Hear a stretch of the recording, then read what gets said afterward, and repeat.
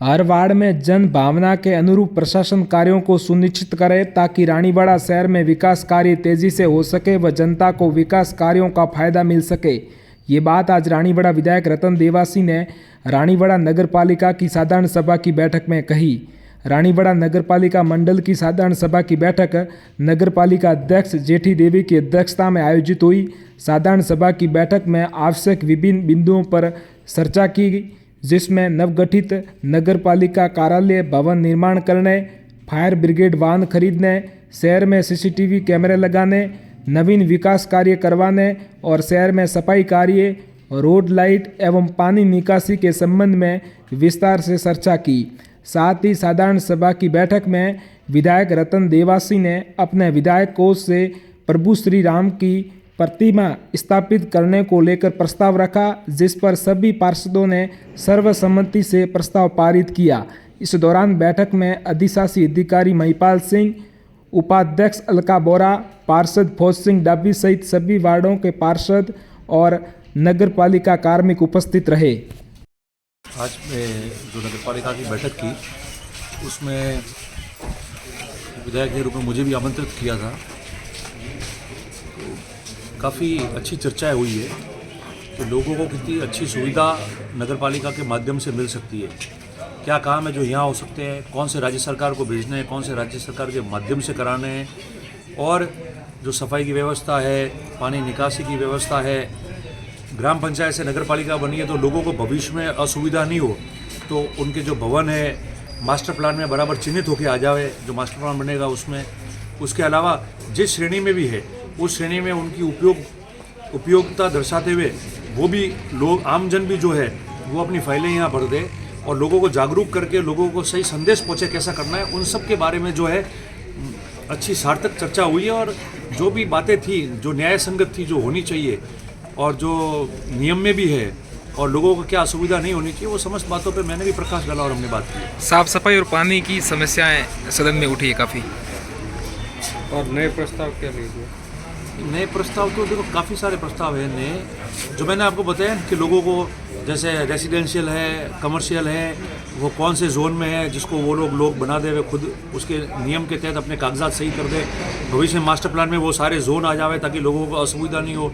जो मुख्यमंत्री जी ने बजट घोषणा हमारे की थी उससे जो 4 करोड़ के रोड नगर पालिका बने, वो बराबर रोड बने, उसी टेंडर वर्क ऑर्डर के हिसाब से बने, उसमें कोई अनियमितता नहीं हो, उसके बारे में भी हमने कहा है, क्योंकि शिकायतें काफ़ी आ रही है लोगों की, उसको भी चेक करें और सारी चीज़ें हैं। प्रभु श्री राम आपको पूरी डिटेल जो है वो तो मेरे ख्याल से ईओ साहब आपको बता देंगे। प्रभु श्री राम की प्रतिमा के बारे में कोई प्रस्ताव? हाँ बिल्कुल, मैंने देखो चुनाव के पहले मुझे कई लोगों ने कहा था और मैंने कल भी जो हमारा कार्यक्रम था उसमें घोषणा की थी कि शहर के अंदर हम राम भगवान की एक अच्छी बड़ी प्रतिमा लगाएं और सुंदर स्थल बने जहाँ लोग जा सके, परिवार के साथ में बैठ सके, देख सके।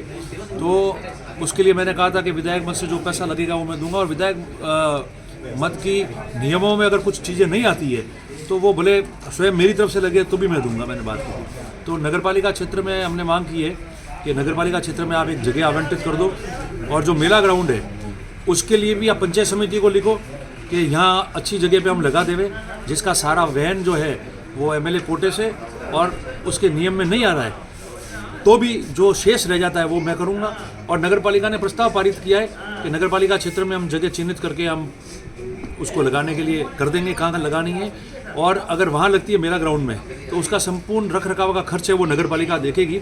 ऐसा प्रस्ताव सर्वसम्मति से जो मैंने रखा था उसको सभी ने, पार्षदों ने, हमारे अध्यक्ष जी ने अनुमति देकर, उपाध्यक्ष जी ने और पार्षदों ने सर्वसम्मति से उसको पारित किया। सर, नगर पालिका अभी तक भवन नहीं बना, उसको लेकर कुछ प्रस्ताव लिए? पहले जो जगह यहाँ दी थी या चिन्हित की थी छोटी पड़ रही थी, तो उसको लेके उन्होंने 1-2 जगह का सुझाव दिया है। तो उन्होंने दिया है कि भाई जिन जगहों का सुझाव आया है उनको वो चेक करके, चिन्हित करके और शहर के अंदर बनावे ताकि लोगों को सुविधा हो सके, दूर दराज नहीं जाना पड़े।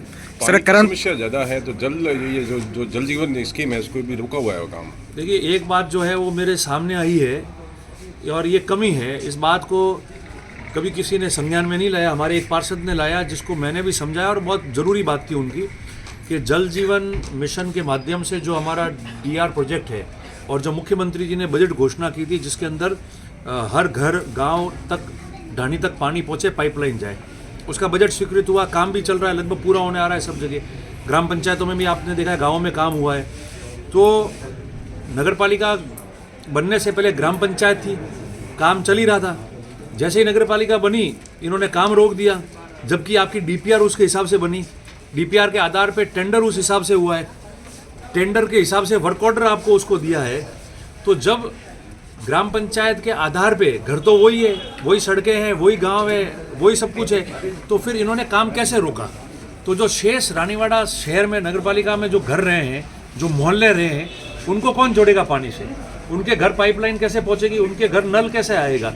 तो इन्होंने तो रोक ही दिया और किसी ने इनको पूछा भी नहीं, कोई बात भी नहीं की। तो हमने प्रस्ताव पारित करके मैंने इनको कहा है कि आप इसको कलेक्टर साहब को लिखो, मैं भी विभाग वालों को पूछूंगा, मैं भी विधानसभा के माध्यम से पूछूंगा, अभी सीधा भी एक्शन है ये उनको पूछूंगा। और जो कलेक्टर साहब को नगर पालिका चिट्ठी लिखेगी उस चिट्ठी के आधार पर मैं भी चिट्ठी लिखूंगा कि जब ग्राम पंचायत के स्तर पे उसकी डीपीआर टेंडर और वर्क ऑर्डर हो गया, काम शुरू किया है, तो नगर पालिका बनी है तो वो काम बंद नहीं करना था इनको रानीवाड़ा में हर घर के अंदर नल और पाइपलाइन डालनी है। ये तो बोला नगर पालिका हो गई, हमारे काम नहीं चलता इसलिए बंद कर दिया ठेकेदार ने। ऐसे कैसे बंद कर सकता है वो? जबकि आपके डीपीआर टेंडर और वर्क ऑर्डर उसके आधार पे हुआ है। तो क्या आधा रानीवाड़ा शहर जो है वो पानी नहीं पिएगा? उसके पाइपलाइन नहीं जाएगी नर्मदा की? उसके नल नहीं लगेंगे क्या? ये किसी ने इस बात पे ध्यान ही नहीं दिया और लोग भरोसे बैठे रहेंगे फिर। और लोग जब काम पूरा होकर चला जाएगा पेमेंट लेके सारे लोग, उसके बाद में इन पूरे शहर के लोगों का काम कौन करेगा? तो ये हमने कहा चिट्ठी लिखने के लिए और इस संबंध में मैं आज भी बात करूंगा कलेक्टर साहब से और इन लोगों से। सर, करणपुर में कांग्रेस की जीत हुई, क्या कुछ कहोगे जीत को लेकर? देखिए, ये कांग्रेस की ऐतिहासिक जीत है। राजस्थान में सरकार बनने के बाद में ये पहला चुनाव है और उस चुनाव में इन्होंने सरकार ने पूरी ताकत झोंकी, इसलिए जीत की बधाई तो है। मगर आपने लोकतंत्र में देखा है, आप देश में ऐसा कोई उदाहरण बताओ, आपको देश में बहुत सारे ऐसे उदाहरण मिलेंगे जब बिना विधायक मंत्री शपथ ले सकता है, मगर 6 महीने में चुनाव होता है वो विधायक बन जाता है, नहीं तो इस्तीफा देना पड़ता है। पर भारत देश का ये पहला उदाहरण है कि चुनाव चल रहा है और चुनाव के बीच आप मंत्री पद की शपथ दिला रहे हो, इसका मतलब आप प्रभावित कर रहे हो वोटरों को कि मंत्री बना दिया, वोट दे देना, सरकार भी है। पर देखो, जनता जो करती है वही तय होता है, लोकतंत्र है, लोग समझदार है, लोगों ने हरा दिया। ये पहली बार होगा कि पहले तो शपथ ली चलते चुनाव में, दूसरा मंत्री बिना विधायक बने इस्तीफा देगा और तीसरा मंत्री ने अपने कार्यभार भी ग्रहण नहीं किया और उसके पहले इस्तीफा देगा। ये देश का पहला उदाहरण है। तो मैं समझता हूँ कि ऐसा नहीं होना चाहिए, ये शर्मनाक स्थिति बनी है इनकी और इस प्रकार का करते करेंगे तो वही होता है, आखिर में वोट देना तो जनता जनार्दन का काम है। तो वहाँ के आम मतदाताओं को हमारी तरफ से भी बहुत बहुत आभार और बधाई।